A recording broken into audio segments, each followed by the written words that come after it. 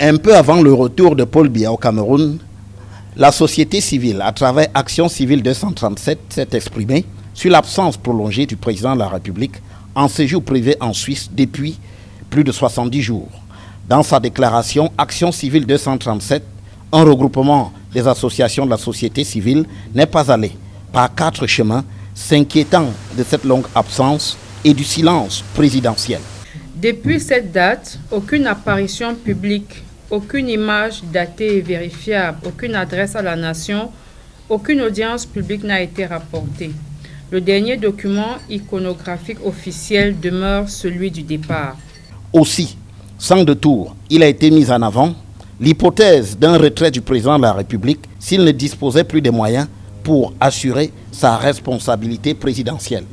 Et diffusé comme élu, il a l'obligation d'assumer pleinement la fonction présidentielle ou alors de démissionner officiellement. Pour Action civile 237, peu importe le retour de Paul Biya, l'hypothèque reste grande. La question n'était pas de savoir s'il n'arriverait pas, c'est de savoir dans quelle situation nous au Cameroun on est avec cette pratique.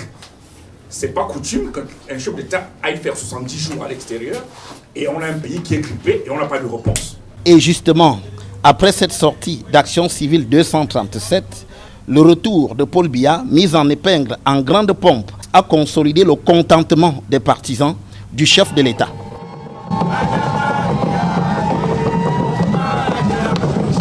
Mais la société civile n'en démord pas en appelant le président de la République à rendre des comptes. En 2025, on nous a dit que le peuple a élu le président Paul Biya. Si c'est le peuple donc qui l'a élu, il faut qu'il rende des comptes au peuple.